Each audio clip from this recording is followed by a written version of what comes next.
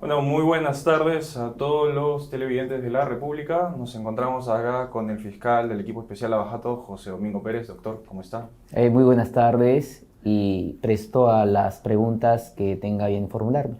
Diferencias que nos gustaría conocer a detalle. Por ejemplo, revisando un poco pude ver que se pedían más años. Me gustaría entender por qué. Y además de eso, ¿qué otras diferencias podría notar entre esa acusación original y la nueva que está presentando que podría quizás detallar a la ciudadanía? Un poco para que me puedan entender.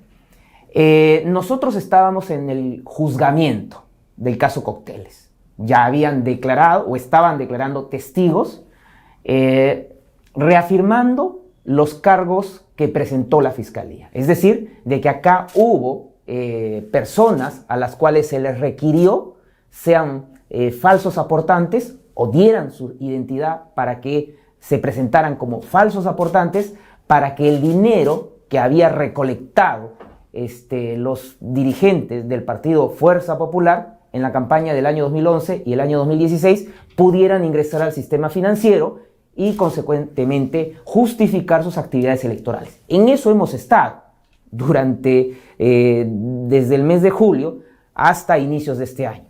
Bueno, el Tribunal Constitucional tiene dos sentencias que tienen incidencia directa, una injerencia directa en lo que es este juzgamiento. La primera, que favoreció al abogado en aquel entonces acusado, Arsenio Oré, y los jueces deciden excluirlo, no solamente a él, sino a todos los abogados involucrados en el caso de Cócteles, y este año, como lo había indicado, favoreció a uno de los acusados, José Klimper Ackerman, y los jueces en mayoría le extienden los efectos a todos los acusados y por lo tanto regresa el caso a lo que dice el Tribunal Constitucional, es decir, Fiscalía presente una acusación. Ya. ¿Cuál es la particularidad en este momento? Que el Tribunal Constitucional emite esta sentencia en el caso Klimper, no la compartimos desde la Fiscalía, tenemos la crítica correspondiente, pero se tiene que cumplir. Bueno, ¿qué es lo que estableció el Tribunal Constitucional? Fiscalía, tú, al momento de formular los cargos en la acusación, tienes que limitarte a los cargos que le había señalado en la investigación.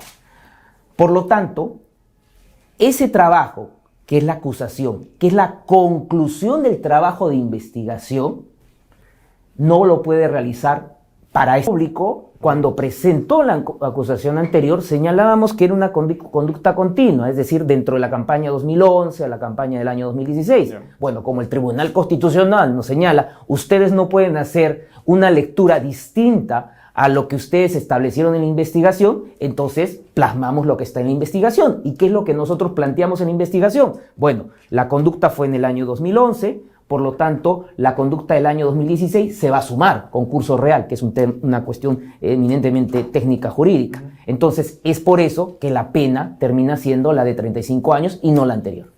La sensación que hay alrededor del caso Cócteles en la ciudadanía es también una sensación de que el sistema de justicia estuviese súper burocratizado, ¿no? Que estuviese súper dispuesto a ver los casos retrotraídos si es que el Tribunal Constitucional ostenta algo, argumenta algo, y tiene sentido bajo la lógica jurídica porque es el estamento judicial máximo, ¿no? El Tribunal Constitucional.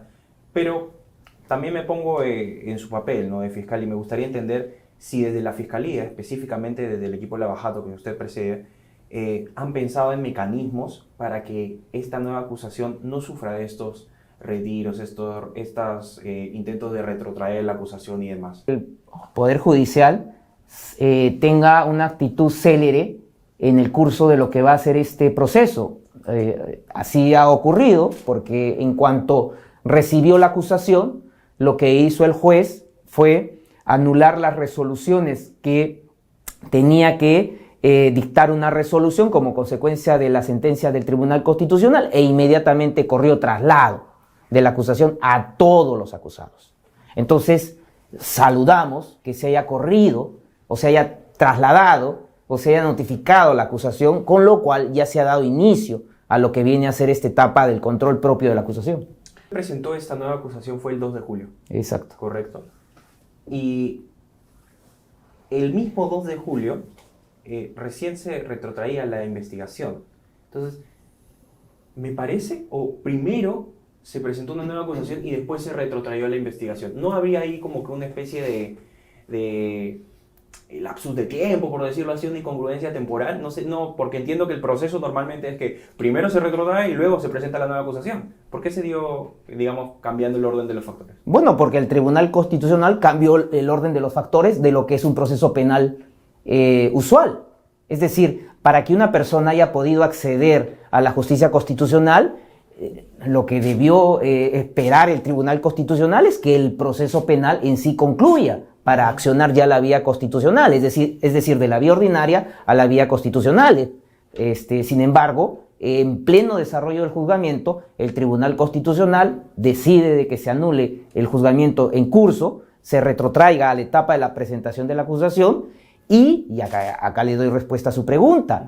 Quien ejecuta esa sentencia del Tribunal Constitucional es un juez constitucional. Es decir, un juez constitucional a mí me exige: presente usted la acusación en el término de 5 días.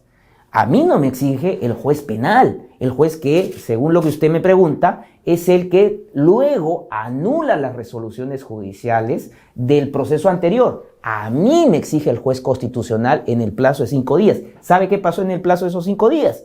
Que el señor Juan Antonio Fernández Gerí, jefe de la Autoridad Nacional de Control, me suspende del cargo. ¿Qué es lo que ocurre cuando me suspende del cargo? Pues que al quedar acéfala mi fiscalía, quien me reemplazó le pide una ampliación al juez constitucional y nos da una ampliación de 30 días. Vencidos los 30 días, lo único que nos queda es presentar la acusación que nos ordena el juez constitucional. No es que me haya ordenado el juez penal, el juez de la investigación preparatoria, el juez que va a conocer esta acusación. A mí me exige el juez constitucional. ¿Y por qué me exige? Porque el Tribunal Constitucional desordenó lo que tenía que ser este proceso que estaba en pleno juzgamiento. En otras palabras, es por una cuestión jerárquica. Muy simple. ¿Usted conversa con Delia Espinosa?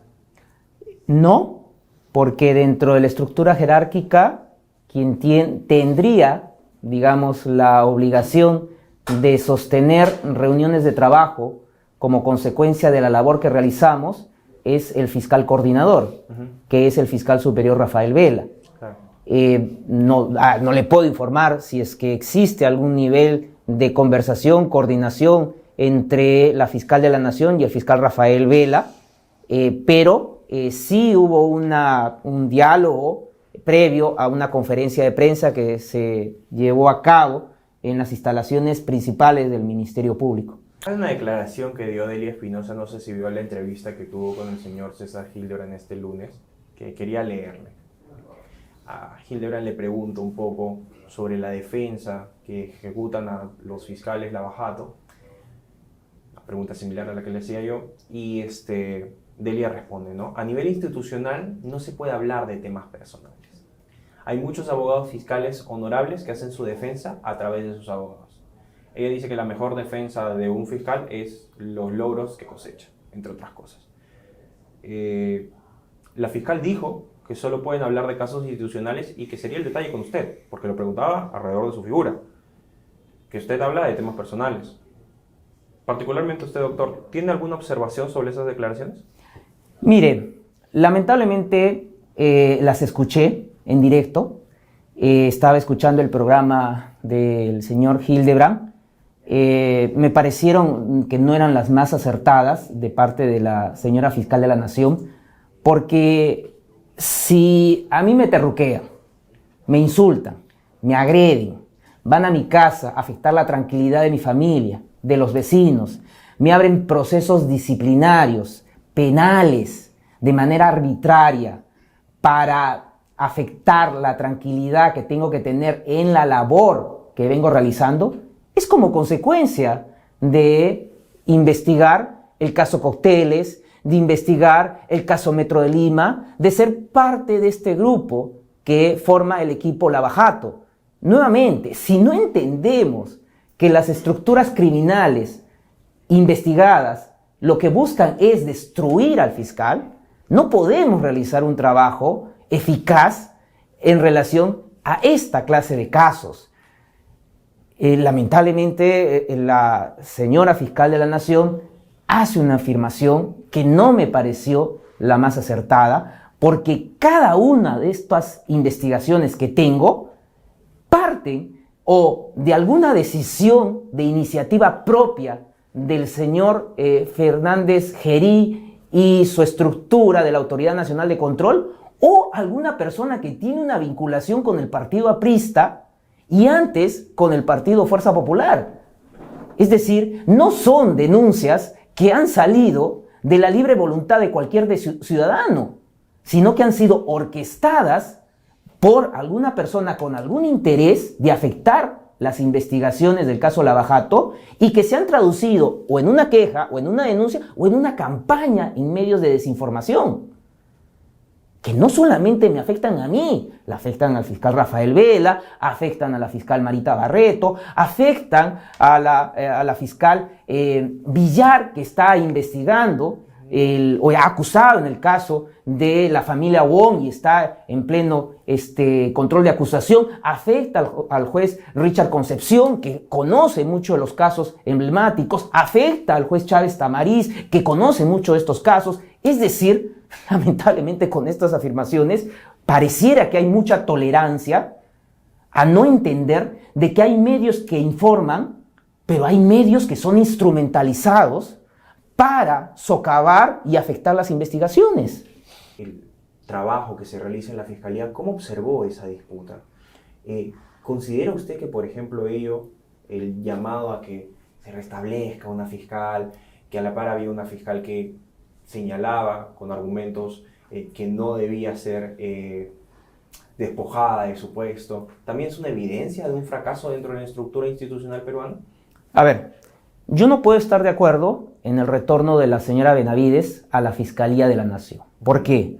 Porque públicamente la congresista de Fuerza Popular, Marta Moyano, reconoció que se reunió con la fiscal Patricia Benavides cuando ella ejercía el cargo de fiscal de la Nación y le pidió que me sacaran del cargo. En ese momento, en pleno desarrollo del proceso del caso Cócteles. No podría yo, aceptar, dentro de lo que me corresponde como mi función, que hay una fiscal de la Nación con ese antecedente, lo cual me llevaría a la siguiente pregunta. ¿Qué acciones se han tomado a nivel de la Fiscalía de la Nación respecto a la congresista Marta Moyano si públicamente confesó la comisión de un delito?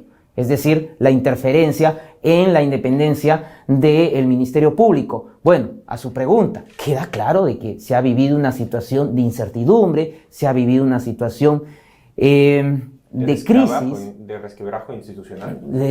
Ustedes han ido al local institucional principal con las puertas cerradas, en las cuales había grupos que demandaban la reposición de Patricia Benavides y que estaban vinculados a la resistencia, bastante agresivos. Yo estuve, porque me llamaron para una diligencia, para recibir mi declaración allá en el edificio principal, y los trabajadores no podían realizar su labor debidamente porque el ruido era ensordecedor, los insultos que nos daban a los fiscales, cómo se nos ha denigrado en el cargo, me pareció lamentable. Bueno, finalmente la situación con la decisión judicial se ha calmado, se ha reconocido a la señora Delia Espinosa como fiscal de la Nación, y esperemos que ella, dentro de este cargo, pueda tomar las mejores acciones debidas en no solamente representación de la institución, sino en representación de todos los fiscales a nivel nacional. Mire usted, no solamente la señora Delia Espinosa tiene que demandar el respeto institucional por lo que ella viene ejerciendo, sino que también tiene que demandar el respeto por la labor que cada uno de los fiscales realiza. Yo le invito a que usted revise las redes sociales. Los congresistas de Fuerza Popular me dicen demente, me dicen loco, me insultan, dicen que el trabajo que realizamos es una cortina de humo. Y yo le pregunto, ¿ha salido la señora Delia Espinosa a demandar o exigir el respeto debido a alguien que representa al Ministerio Público por insultos que vienen de personas que representan a un poder político, a otro poder como es el legislativo? Y no solamente es mi caso, le invito a que usted vea cómo lamentablemente se maltrata día a día a la doctora Marita Barreto, al fiscal Rafael Vela y a otros fiscales, y que lamentablemente en la institución no vemos ningún pronunciamiento institucional en defensa nuestra. Lo que vemos simplemente es que la señora Adela Espinosa ha creído que la defensa institucional es la defensa de su puesto y su cargo, y no es así. Es la defensa de la institución, porque si se comenzó agraviando un fiscal, van a comenzar a agraviar a todos los fiscales, y como ocurrió con la señora Adela Espinosa, a ir también a su casa a acosarla.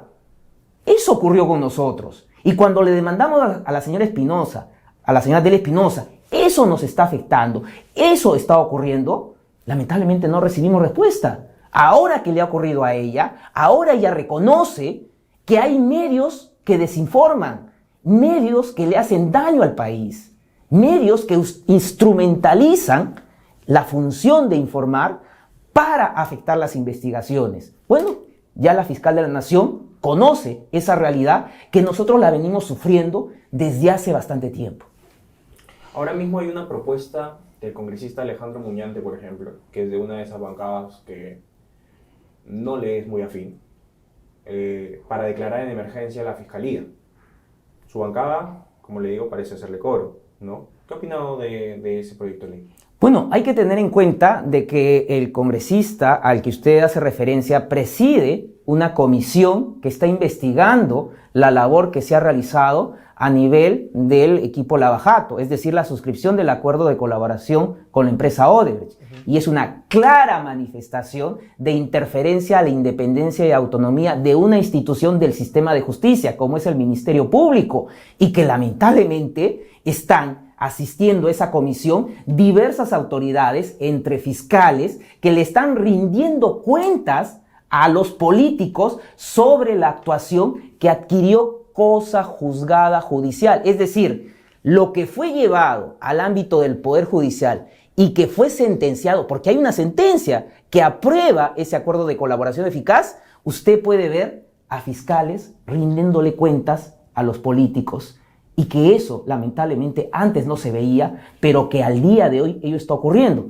¿Y cuál es la consecuencia de lo mismo? Pues que, envalentonados con el poder político que se tiene, ahora lo que quieren es intervenir el Ministerio Público a la usanza de lo que ocurría en los años 90. ¿Y por qué ocurre ello? Porque en lugar de tener una institución cohesionada, en donde usted pueda ver a la señora fiscal de la Nación rodeada de los fiscales supremos, de los presidentes de los distintos distritos fiscales a nivel nacional y el personal fiscal al lado de ella, como ocurrió en el Poder Judicial, cuando ante la amenaza que sufrió la presidenta del Poder Judicial, salieron todos los jueces supremos, salieron todos los presidentes de las Cortes a nivel nacional a respaldarla, en el Ministerio Público no se ve eso. ¿Por qué? Porque nuevamente, la defensa de la institución no es la defensa del cargo puesto de la señora Adela Espinosa en la Fiscalía de la Nación, es la defensa de todos y todas los fiscales que se encuentran en el Ministerio Público. ¿Había elementos en el caso de Susana Villarán que decían que podría fugarse? Mire, existe ya la eminente instalación del juzgamiento y por lo tanto ya ese es un criterio que lo ha valorado el juez para haber impuesto el impedimento de salida. No voy a remitirme a los antecedentes que tenemos en el equipo especial. El claro ejemplo es el caso de la señora Nadine Heredia y creo su hermano que se encuentran fuera del país y no se puede ejecutar la sentencia condenatoria contra ellos. Y creo que eso ha sido una señal que tienen que observar los jueces, que estamos hablando procesos en los cuales se tiene que garantizar la presencia de los acusados para el juzgamiento y para la ejecución de la sentencia. ¿Habrá audiencias diarias en este caso, Susana Villarán? Bueno, es lo que se ha solicitado de manera pública. Esperemos la instalación para pedirle a los jueces que hayan audiencias de manera diaria, pero eso va a depender de la voluntad institucional del propio Poder Judicial, que les permita descargar la carga que tienen los jueces, que tengan mayor personal, tal vez mayores juzgados, es decir, depende del Poder Judicial. Nuevamente, el caso ya está en cancha del Poder Judicial. Nosotros lo que vamos a hacer es sustentar nuestros alegatos y que la prueba se actúe para demostrar la culpabilidad de los acusados. El doctor José Domingo Pérez ha estado con nosotros. Doctor, ha sido muy amable. Muchas gracias. Gracias a ustedes.